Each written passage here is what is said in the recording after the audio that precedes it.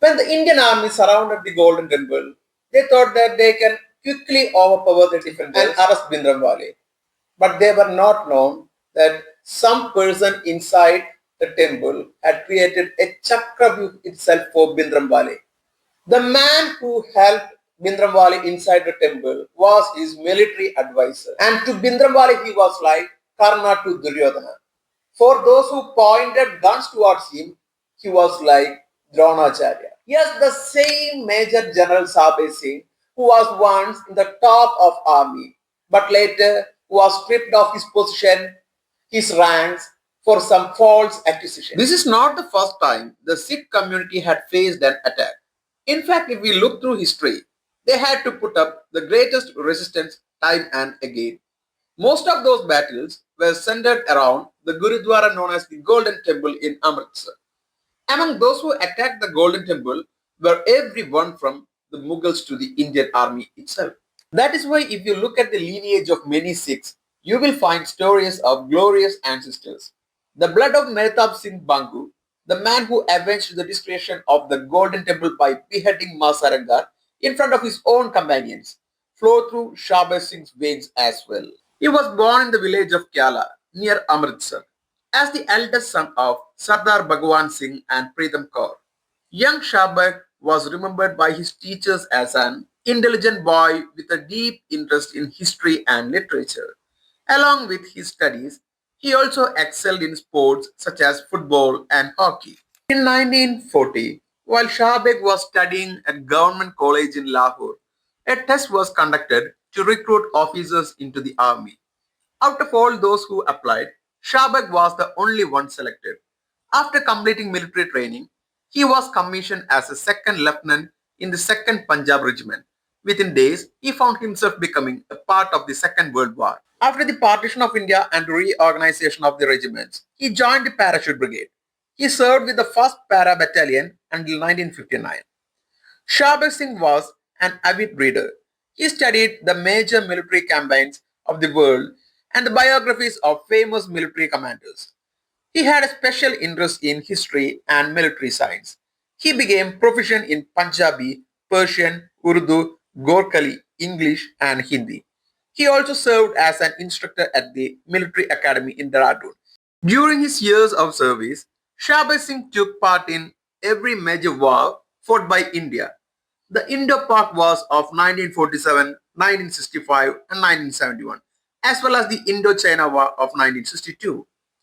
Before the 1965 war, his mother sent him a telegram informing him that his father had passed away. But with the war about to begin, he kept that telegram in his pocket. He did not tell anyone in his battalion. Only after the operation was completed did he take leave and return home to comfort his mother and family. His mother Pritam Kaur never questioned his son for not coming to perform his father's last rites. She was a brave Sikh woman and very well know that family responsibilities comes only after duty to defending nation. After the 1965 war, Shabeg Singh was appointed as the Colonel General Staff of an infantry division. He was later given command of the famous 19th Infantry Brigade in the Jammu sector. In 1969, while India was engaged in counter-insurgency operations against the Naga rebellion in the eastern region, he was appointed Deputy General Officer Commanding of the 8th Mountain Division, one of the largest divisions in India with nearly 50,000 troops under it. Using his leadership skills and bold military strategies, he strongly suppressed insurgent activities in the region. In 1971, as the political crisis in East Pakistan intensified, Bengalis sought refuge in neighboring India while expressing their desire to separate from Pakistan. India decided to intervene and began supporting secret insurgent operations inside East Pakistan. The chief of the Indian Army, Sam Manekshaw, selected Brigadier Shabeg Singh and gave him charge of the Delta sector operating from Agartala. He was given complete responsibility for planning, organizing, and directing all insurgent operations in central and eastern Bangladesh.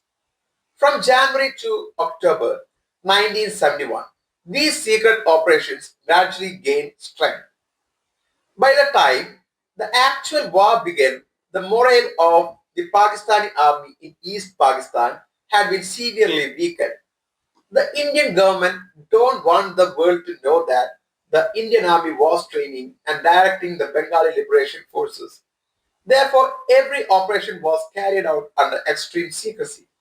Shabeg Singh became so deeply involved in this mission that from December 1970 to April 1971, for nearly 5 months, his family had no information about where he was.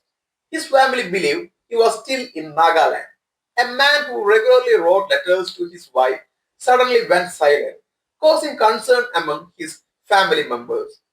Finally, a letter arrived from the address of a business establishment in Agartala. In that letter, his name was written as S. Bike. It was an example of how carefully the army's involvement was being kept secret. The letter was very short. It contained only one sentence. Don't worry, I am safe. The letter brought relief to his wife and family, but they still had no idea what was actually happening. Meanwhile, as the Mukti Bahini grew stronger, the confidence of the Pakistani army in East Pakistan continued to decline. So when the Indian army launched its attack in November 1971, they were able to advance towards Dhaka without facing major resistance. In the end, more than 1 lakh Pakistani soldiers and their entire general staff surrendered. That was how the new nation of Bangladesh was born. General Shabeg Singh played a very crucial role in that historical victory. And in recognition towards his service, Indian government promoted him to Major General and awarded Param Vishishta Seva Medal. Earlier before, he already received Adi Vishishta Seva Medal. It is claimed that during 1972 to 1973, when the mass movement led by Jayaprakash Narayan became a major challenge for the central government, the government wanted strong action against the movement and asked Shabak Singh to arrest Jayaprakash Narayan and take strict measures against his followers. However, Shabak Singh refused and said, "That is not my job." Soon after, a CBI investigation was launched against him. Various allegations were raised, and with just 1 day left before his retirement, he was dismissed from the army. The investigation continued for years, and at the end, he was cleared of all of his charges. Thus, we see a man who was celebrated as a national hero being casted out by the same system once he was served. Even while serving in the army, General Shabaz Singh had come to believe that the Indian government was gradually restricting the freedoms and rights of Sikhs across the country. He believed Sikhs were being denied promotions and that efforts were being made to reduce their representation within the army. By the early 1980s, the political situation in Punjab had become increasingly complicated. It was during this period that Jarnail Singh Bhindranwale emerged as a major leader. In March 1984, Shabeg Singh was recovering from a serious heart attack. It was at that time that a message arrived from Bhindranwale asking him to come to Amritsar. Shabeg Singh had hoped to live a peaceful retired life in Dehradun, but he abandoned those plans and immediately left for Amritsar. Once he arrived there, he was fully involved in turning Agaldak and Golden Temple complex into a Chakravyuh for Bhindranwale. But he very much knew that, comparing to army strength, he had only limited men and limited weapons. At one stage, even Shabeg Singh suggested to Bhindranwale that to leave India and continue the struggle from outside the country. But for Bhindranwale, the head of the Damdami Taksal, that was something he could never accept. Meanwhile, the political condition became more worsened. Indira Gandhi continued to go according with her own plan. And a situation reached that any action against Sikh, including attack over the Golden Temple, could be justified. Then those days reached. June 1984. Army were deployed and Indira Gandhi set the stage for the final act. History tells us that Major General K.S. Bra entered the temple complex disguised as a pilgrim, assessed the defensive arrangements, and convinced his superiors that the entire operation could be completed within just 6 hours. On June 3 at 9:30 in the morning, Amritsar was completely sealed off. No one was allowed to enter or leave the Golden Temple. Earlier in the same morning, Shabeg Singh asked his family to go back to village, but the pilgrims who reached there for the annual religious observance were trapped in that temple before the lockdown happened by 9:30 a.m. That long and bloody battle made the final chapter in the lives of Jarnail Singh Bhindranwale, General Shabeg Singh, and many young men who fought for the honor of Golden Temple along with them was slowly coming to an end. Moreover, the lives of thousands of innocent pilgrims were also caught in the tragedy. And so it ended. The descendant of Mehtab Singh, the same warrior who 250 years ago beheaded Masaranga and ridden through the soldiers of Nawab by raising that severed head on his spear, now fell lifeless on the same soil without making any stain over the legacy that he inherited. And in the aftermath, Sikhs again proved that they remember everything. When the Golden Temple was touched, it again repeated what happened in history when it was touched.